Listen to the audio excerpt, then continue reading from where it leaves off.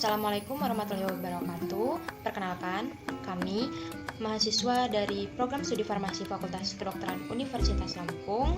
Di sini kami akan membahas mengenai penggunaan tanda baca, di mana hal ini merupakan tugas dari mata kuliah Pendidikan Bahasa Indonesia.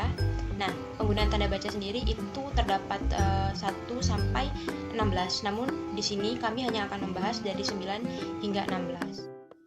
Sebelum itu izin memperkenalkan diri. Perkenalkan, nama saya Arini Puspitasari dengan NPM 1918031001 dan teman saya yaitu Denia Tamara Finka dengan NPM 1918031013.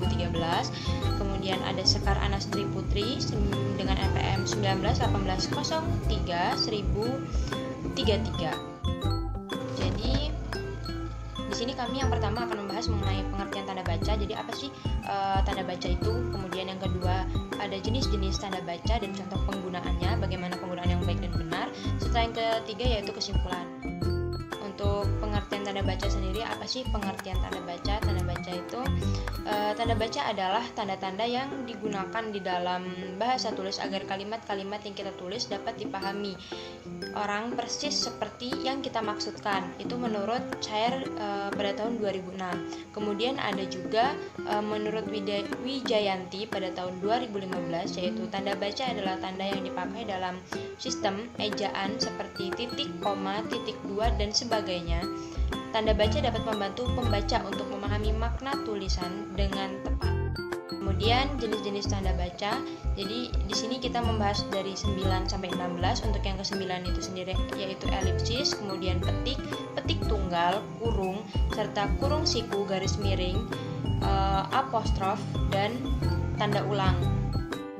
Selanjutnya akan dilanjutkan oleh teman saya mengenai penjelasan dari setiap jenis-jenis tanda baca ini, apa sih dan bagaimana cara penggunaannya serta contohnya. Tanda baca pertama yang akan kami bahas adalah tanda elipsis, di mana tanda elipsis ini berupa 3 buah tanda titik. Lalu apa saja tata cara penggunaan tanda elipsis? Tata cara yang pertama yaitu tanda elipsis dipakai untuk menunjukkan bahwa dalam suatu kalimat atau kutipan ada bagian yang dihilangkan. Contohnya, penyebab kemerosotan titik akan diteliti lebih lanjut. Tanda elipsis di sini menunjukkan adanya bagian yang dihilangkan dalam kalimat tersebut. Kemudian tata cara yang kedua yaitu tanda elipsis dipakai untuk menulis ujaran yang tidak selesai dalam dialog. Contohnya, menurut saya seperti titik. Bagaimana, Bu? Tanda elipsis di sini menunjukkan adanya ujaran yang tidak selesai dalam dialog tersebut. Dalam penggunaan tanda elipsis ada 2 syarat yang harus dipenuhi. Syarat yang pertama yaitu tanda elipsis didahului dan diikuti dengan spasi. Syarat yang kedua yaitu jika bagian yang dihilangkan mengakhiri sebuah kalimat, perlu dipakai 4 buah tanda titik, di mana 3 buah tanda titik pertama untuk menandai penghilangan teks dan 1 titik untuk menandai akhir kalimat. Tanda baca yang kedua yaitu tanda petik. Tanda petik sendiri memiliki 3 kaidah dalam penggunaannya. Kaidah yang pertama yaitu tanda petik dipakai untuk mengapit petikan langsung yang berasal dari pembicaraan, naskah, atau bahan tertulis lain. Contohnya, merdeka atau mati, seru Bung Tomo dalam pidatonya. Kalimat merdeka atau mati diapit oleh tanda petik karena merupakan kalimat yang berasal dari pembicaraan Bung Tomo. Kaidah yang kedua yaitu tanda petik dipakai untuk mengapit judul sajak, lagu, film, sinetron, artikel, naskah, atau bab buku yang dipakai dalam kalimat. Contohnya, sajak pahlawanku terdapat pada halaman 125 buku itu. Kata pahlawanku diapit oleh tanda petik karena merupakan judul dari sebuah sajak. Kaidah yang ketiga yaitu tanda petik dipakai untuk mengapit istilah ilmiah yang kurang dikenal atau kata yang mempunyai arti khusus. Contohnya, dilarang memberikan amplop kepada petugas. Kata amplop di sini diapit oleh tanda petik karena bukan merupakan makna aslinya, melainkan bermakna suapan atau sogokan. Tanda baca yang ketiga adalah tanda petik tunggal. Tanda petik tunggal memiliki dua tata cara dalam penggunaannya. Yang pertama yaitu tanda petik tunggal dipakai untuk mengapit petikan yang terdapat dalam petikan lain. Contohnya, tanya dia, "Kau dengar bunyi kering-kering tadi?"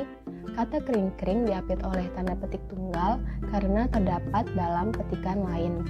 Kemudian tata cara yang kedua yaitu tanda petik tunggal dipakai untuk mengapit makna, terjemahan, atau penjelasan kata atau ungkapan. Contohnya, kalimat dinding mata sebelah dalam diapit oleh tanda petik tunggal karena merupakan makna atau terjemahan dari kata retina. Tanda baca yang keempat adalah tanda kurung. Tanda kurung memiliki 3 kaidah dalam penggunaannya. Kaidah yang pertama yaitu tanda kurung dipakai untuk mengapit tambahan keterangan atau penjelasan. Contohnya, lokakarya dalam kurung workshop itu diadakan di Manado. Kata workshop di sini diapit oleh tanda kurung karena merupakan keterangan atau penjelasan dari kata lokakarya. Kaidah yang kedua yaitu tanda kurung dipakai untuk mengapit keterangan atau penjelasan yang bukan bagian utama kalimat. Contohnya, keterangan itu dalam kurung lihat tabel 10 menunjukkan arus perkembangan baru pasar dalam negeri. Kalimat lihat tabel 10 diapit oleh tanda kurung karena merupakan penjelasan yang bukan bagian utama kalimat tersebut. Kaidah yang ketiga yaitu tanda kurung dipakai untuk mengapit huruf atau kata yang keberadaannya di dalam teks dapat dimunculkan ataupun dihilangkan. Contohnya, pesepak bola kenamaan itu berasal dari Kota Padang. Kata kota di sini diapit oleh tanda kurung karena keberadaannya dapat dihilangkan atau dimunculkan tanpa mengubah makna sebenarnya dari kalimat tersebut. Untuk tanda baca yang berikutnya akan dijelaskan oleh teman saya yaitu Sekar Anastri. Kepada Sekar dipersilahkan. Yang selanjutnya adalah tanda kurung siku. Tanda kurung siku dipakai untuk mengapit huruf, kata, atau kelompok kata sebagai koreksi atau tambahan atas kesalahan atau kekurangan di dalam naskah asli yang ditulis oleh orang lain. Contoh penggunaannya yaitu adalah Sang Sapurba mendengar bunyi gemerisik. Huruf D pada kata mendengar diberi tanda kurung siku dikarenakan adanya koreksi atau tambahan atas kesalahan atau kekurangan di dalam naskah aslinya. Yang kedua, tanda kurung siku dipakai juga untuk mengapit keterangan dalam kalimat penjelas yang terdapat dalam tanda kurung.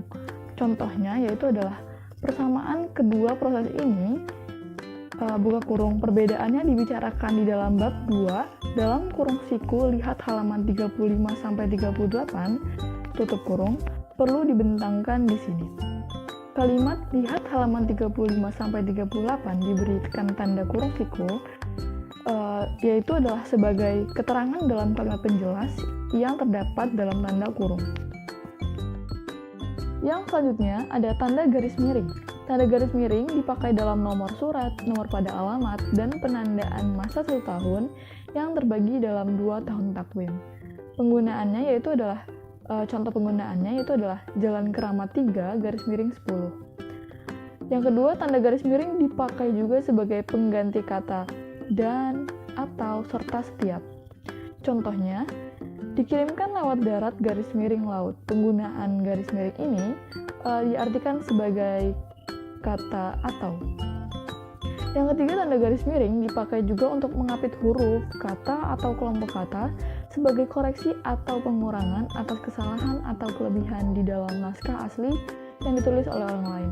Contoh penggunaannya yaitu adalah buku pengantar linguistik karya Verhaar dicetak beberapa kali. Pada kata linguistik diberikan tanda garis miring pada antara salah satu huruf G di kata linguistik.